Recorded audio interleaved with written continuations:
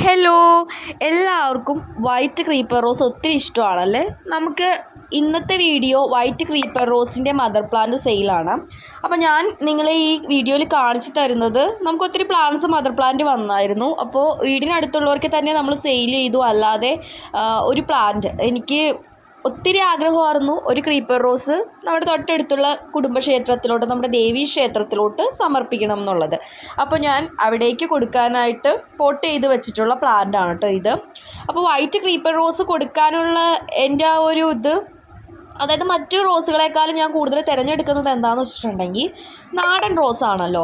അതുപോലെ തന്നെ വലിയ വളങ്ങൾ ആവശ്യമില്ല, വലിയ കെയർ കാര്യങ്ങൾ വേണ്ട. ഇപ്പം നമുക്ക് DAP പോലുള്ള വളങ്ങൾ, അല്ലെങ്കിൽ നമുക്കിപ്പോൾ എന്തെങ്കിലും കീടങ്ങളൊക്കെ അറ്റാക്ക് ചെയ്യുമോ എന്നുള്ളൊരിത് അധികമൊന്നും അങ്ങനെ ഞാൻ കണ്ടിട്ടില്ല. വൈറ്റ് ക്രീപ്പർ റോസൊക്കെ നന്നായിട്ട് നാടൻ പ്ലാന്റ് ആയതുകൊണ്ട് വളരുന്നതാണ് കണ്ടിരിക്കുന്നത്. അപ്പോൾ അമ്പലത്തിലോട്ട് കൊടുത്താലും അവിടെയുള്ളവർക്ക് ഈസി ആയിട്ട് കെയർ ചെയ്യാൻ പറ്റുന്ന ഒരു പ്ലാന്റ് ആയിട്ട് എനിക്ക് തോന്നി കേട്ടോ. അതുകൊണ്ട് തന്നെ പിന്നെ ക്രീപ്പർ ആണല്ലോ, നല്ല പടർന്നൊക്കെ പോകുന്ന ഒത്തിരി പൂക്കളൊക്കെ ഉണ്ടാകുന്ന ഒരു പ്ലാന്റും കൂടിയാണ്. അതുകൊണ്ട് ഞാൻ കൊടുക്കാതെ തീരുമാനിച്ചു കേട്ടോ. അപ്പോൾ ഇതിൽ എല്ലാ ബ്രാഞ്ചസിലും ഒത്തിരി മുട്ടുകളും പൂക്കളൊക്കെ ഉണ്ടായിരുന്നതാണ്. കുറേയൊക്കെ കൊഴിഞ്ഞു പോയി. പ്ലാന്റ് വന്നിട്ട് 3-4 ദിവസമായിരുന്നു. പിന്നെ ബിസി ആയതുകൊണ്ട് തന്നെ നമുക്ക് അമ്പലത്തിലോട്ട് പോകാൻ നല്ലൊരു ദിവസം നോക്കി ഞാൻ ഇരിക്കുമായിരുന്നു. അങ്ങനെ ആ ദിവസം വന്നു. അങ്ങനെ ഞാൻ സെറ്റ് ചെയ്ത് വെച്ചിട്ടുള്ള പോട്ടാണിത്. ഇതിന് ഞാൻ കൂടുതലും നമ്മുടെ മണ്ണും പിന്നെ വളമായിട്ട് ഞാൻ കൊടുത്തിട്ടുള്ളതെന്ന് പറയുന്നത് ആട്ടിൻ കാഷ്ടമാണ് കേട്ടോ. അപ്പോൾ വളരെ ലളിതമായിട്ട് വളർത്താൻ കഴിയുന്ന ഒരു റോസാണ്. നമ്മൾ ചില പ്ലാന്റ്സൊക്കെ ഒത്തിരി കഷ്ടപ്പെട്ട് ഒത്തിരി കെയർ ചെയ്താലാണ് ഇങ്ങനെ നല്ല പൂക്കളൊക്കെ ഉണ്ടാക്കിയെടുക്കാൻ പറ്റുന്നത് അല്ലേ.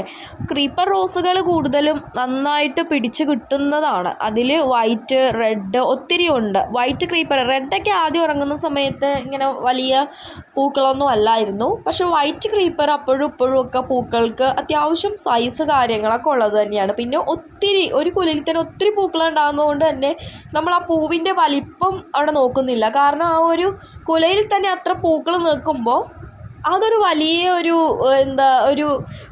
ഒരു റോസുകൾ ഒത്തിരി നിൽക്കുന്ന ഒരു ഇതാണല്ലേ. അപ്പം നല്ല ഭംഗിയാണ് കാണാനായിട്ട്. ചെറിയ സൈസ് പൂവാണ്, അങ്ങനെയൊന്നുമില്ല. പിന്നെ അത്യാവശ്യം വലിപ്പമുള്ള ഫ്ലവർ തന്നെയാണ് വൈറ്റ് ക്രീപ്പറിൽ വിരിയുന്നത്. അപ്പോൾ ഇത് എൻ്റെ അമ്മ വീട്ടിൽ ഞാൻ നട്ടിട്ടുള്ള വൈറ്റ് ക്രീപ്പർ റോസാണ്. അപ്പോൾ ഒത്തിരി പൂക്കൾ ഇത് തരുന്നുണ്ടായിരുന്നു കേട്ടോ. പക്ഷേ ആ സമയത്തൊന്നും വീഡിയോ എടുക്കാൻ പറ്റിയില്ല. ഇതിപ്പോൾ വിരിഞ്ഞിട്ടുള്ളതാണ് കേട്ടോ. എനിക്ക് ഈ ഒരു സ്റ്റേജാണ് ഇഷ്ടം, ഫ്ലവർ വിരിയുന്നതിൽ ഈ ഒരു സ്റ്റേജ്. ഒത്തിരി വിരിഞ്ഞിട്ടുമില്ല, അതിൻ്റെ വിരിഞ്ഞ പൂക്കൾക്കിടയിലൊക്കെ തന്നെ വിരിയാറായിട്ടുള്ള മൊട്ടുകളൊക്കെ ഉണ്ട്. അപ്പോൾ അതേ ഇത്രയും വലിയ മദർ പ്ലാന്റ് ആണ് നമുക്ക് സെയിലിനായിട്ട് വന്നിട്ടുള്ളത്. നല്ല അടിപൊളി റോസാണ്. ഇതൊക്കെ നാടൻ ബഡ്ഡിങ്ങിൽ വന്നിട്ടുള്ളതാണ് കേട്ടോ. അതുകൊണ്ടാണ് ഇത് ഇത്രയും ബുഷിയായിട്ട് തിങ്ങി നിൽക്കുന്നത് നിങ്ങൾക്ക് കാണുന്നത്.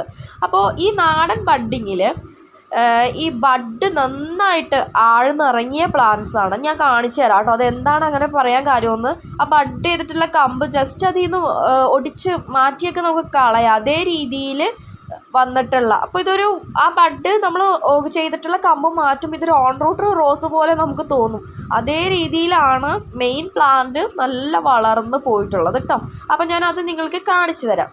അപ്പോൾ ഇത് നോക്കിക്കേ, ഇത് നമ്മുടെ ഗാർഡനിൽ കൊണ്ടുവച്ച് കഴിഞ്ഞിട്ട് വളർന്ന ഒരു ബ്രാഞ്ചാണ്. അതായത് തളിരിട്ട് പോയിട്ടുള്ളത്. നിങ്ങൾക്ക് ആ ഇലയുടെ ഡിഫറൻസ് കണ്ടറിയാം. അതിൽ തന്നെ ഇതാ ഒത്തിരി മൊട്ടുകൾ ഉണ്ടായിട്ടുണ്ട്. അപ്പോൾ നമ്മൾ കൊണ്ടുവന്ന് വെച്ചിട്ടുള്ള പ്ലാന്റ്സ് എന്ന് പറഞ്ഞാൽ ഒരു ഭാഗത്ത് ഇങ്ങനെ വെച്ച് വെക്കുക, എല്ലാ പ്ലാന്റ്സും കൂടി തിങ്ങിയാണ് നിൽക്കുന്നത്. എന്നിട്ട് പോലും ഇവരതിൽ വളർന്ന് അവരുടെ വളർച്ചയ്ക്കൊരു ഒരു തടസ്സമൊന്നുമില്ല.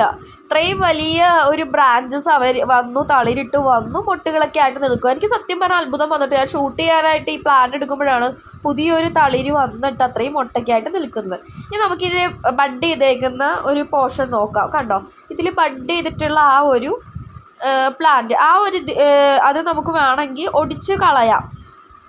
കാരണം ഉണങ്ങി, ആ ബഡ് ചെയ്തത് ഉണങ്ങി മെയിൻ ബ്രാഞ്ച് നന്നായിട്ട് പോയിട്ടുണ്ട്. നമുക്കപ്പോൾ ഇതൊന്നും ഒടിച്ച് കളഞ്ഞാലും കുഴപ്പമില്ല. കണ്ടോ, ഞാൻ അതിൽ നിന്ന് സെപ്പറേറ്റ് ചെയ്തൊന്ന് മാറ്റി കാണിച്ചു തരുമോ കേട്ടോ. ഈ വലിയ പ്ലാന്റ്സ് എല്ലാം ഇങ്ങനെയാണ് നമുക്ക് വരുന്നത്. ബഡ് നന്നായിട്ട് ആഴത്തിൽ ഇറങ്ങി എല്ലാം നല്ല ഇങ്ങനെ സെറ്റായിട്ടുള്ള അടിപൊളി പ്ലാന്റ്സ് ആണ് കേട്ടോ. അപ്പോൾ ഇതിൽ വേറെ ഒരു എന്താ പറയുക, പിടിച്ച് കിട്ടുമോ ഇല്ലയോ അങ്ങനത്തെ ഒരു ഇതൊന്നുമില്ല. പോട്ട് തിങ്ങി വേര് പുറത്തോട്ട്, ഇതൊക്കെ വലിയ പോട്ടിലോട്ട് മാറ്റേണ്ട അത്രയും വളർന്ന പ്ലാന്റ്സ് ആണ് കേട്ടോ. അപ്പോൾ ഇത് മദർ പ്ലാന്റ് ആണ്. ഇങ്ങനെയുള്ള വലിയ പ്ലാന്റ്സ് വേണമെങ്കിൽ നിങ്ങൾക്ക് ഓർഡർ ചെയ്യാവുന്നതാണ്. അപ്പോൾ എല്ലാവർക്കും ഒത്തിരി ഇഷ്ടമുള്ള പ്ലാന്റാണ്. ചിലപ്പോൾ ഒട്ടുമിക്കവരുടെ കൈകളിലും ഉണ്ടാകും. ആദ്യമായിട്ടൊക്കെ റോസ് വാങ്ങുന്നവർ ഫസ്റ്റ് സ്വന്തമാക്കുന്നത് വൈറ്റ് ക്രീപ്പറാണ്.